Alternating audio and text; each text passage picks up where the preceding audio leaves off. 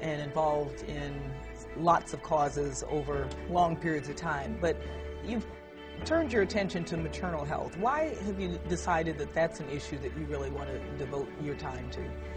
You know, I guess it's been sort of an evolution in just the way that I've been exposed to different things over the years. I started to become aware about the risk or the fact that women were more vulnerable. And then as I became a mom, it was a natural progression, and I had a complication with the birth of my first child that I learned shortly afterward was one of the main reasons that women die in the developing world. And it just really made an impact and made me feel like there was something that I could do to help raise awareness around the issues around maternal health.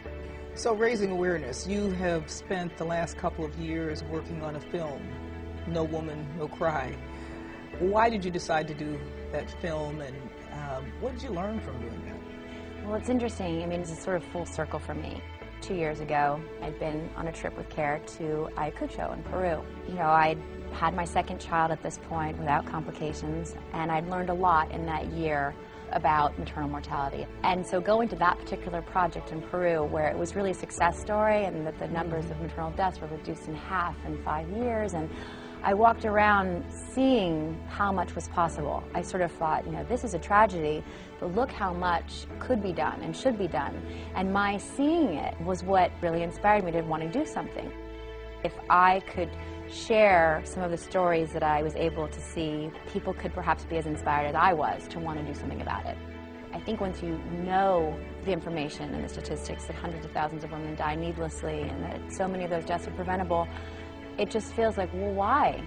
So the filmmaking was really just pursuing that question. And 2 years later, we just launched it at Tribeca, and people have responded exactly in the way that I'd hoped they would, and it's just the beginning. Tell me about some stories that really impacted you in a special, important way. The focus of Tanzania is a woman called Janet. That most women live in the rural areas of this country, and that she was so far away from just even the clinic. We found her after she'd walked to the clinic 5 miles, and then she walked home at the end of that day, and then she came back that next night. So it was an interesting thing to learn that, you know, services are actually free in Tanzania, but the transport remains a huge, huge barrier. And I think her story perfectly illustrates just how much of a barrier that is. What do you want to happen when somebody sees that film? I keep hearing people can't believe that women are dying because of pregnancy. And what happens in Tanzania is as important as what happens in Central Florida. And to have women sort of, you know, have this collective experience, this sort of connection to women that they might never know, is a really important thing that could only really happen through the medium of film. I've been so inspired to take so much action, and I'm hoping to touch people and inspire people in that way as much as anything else. I encourage you to see Christy's remarkable film, No Woman, No Cry. In some countries, 1 in 7 women die during pregnancy and childbirth, and millions more are left with life-altering disabilities. These tragedies are preventable. We just need to fight for global policies that ensure safe pregnancy and childbirth are a basic human right. Christy Turlington Burns is championing this. 9 years, is that a long time in the career of a model? Not anymore, really. There's people like Lauren Hutton and Isabella Rossellini who are 50 and 40 years old, so not anymore. If I wanted to, I could do it forever, but I don't know if I could keep up the traveling and exhaustion the way I do. So do you know what you want to do when you're done modeling? I want to stay in one place for a while. I know the feeling. So breathe. where? In New York, San Francisco, Paris? I'm not sure. I like traveling a little bit, but I don't think it'd be hard to stay in one place because I'm used to moving around a lot. But I don't know. I'm not sure yet. Did you actively seek out modeling, or did it kind of find you?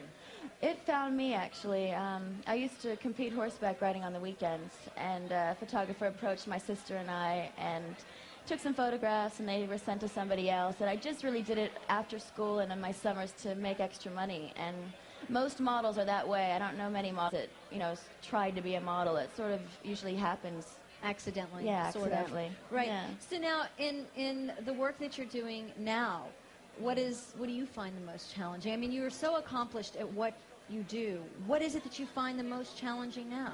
Well, I find that nowadays there are more things that I can sort of have a voice in, a say in, and that's more fun to me now. Like a project like this film, they came to me and we kind of worked on the idea together, and my input was completely necessary and important for the project, and that kind of thing is more interesting to me now. So I don't know, sort of segue out of it in that way, where there's other projects. Right. What did you want for the audience to come away with after they saw this documentary about your life?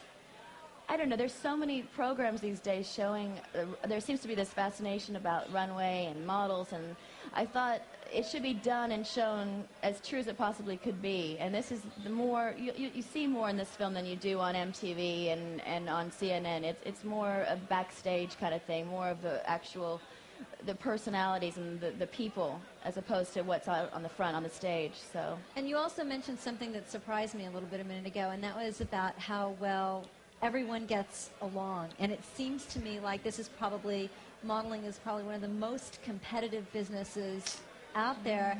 Is this really true? You guys get along? Yeah. A lot of us started at the same time, so we've kind of grown up together. And I don't know, most of the other models are very good friends of mine. I mean, we all travel a lot, so it's hard to have relationships where you see each other that often. But for the shows especially, you know, it's sort of like a dormitory life where we stay in the same hotels and eat our meals together and go to work together, and that's a lot of fun. So there's a lot of camaraderie. Definitely. Then. It seems like it should be the other way around, but that's a really interesting fact about the business. Now, also, in looking back at, I guess, your body of work that you've done, you know, an actress wins an Academy Award, a singer wins a Grammy Award, proud of an album, proud of a film. What do you think you're the most proud of? I don't know. I think, like most professions, to get the respect of your peers and the people in your business is the most important, the most flattering. People that know, you know, other models actually, sometimes their compliments are the most important. I don't know why that is. It's just the way it feels for me. And the name of your film and your documentary? It's called Christy Backstage, so February 27th on Lifetime. All right. Well, thank you very much for being here. Be sure to check that out on Lifetime. And we will be taking a quick break and coming back with one of the hottest singers on the charts today, Lizette Melendez. Take a little listen to some of her music as we take you to commercials.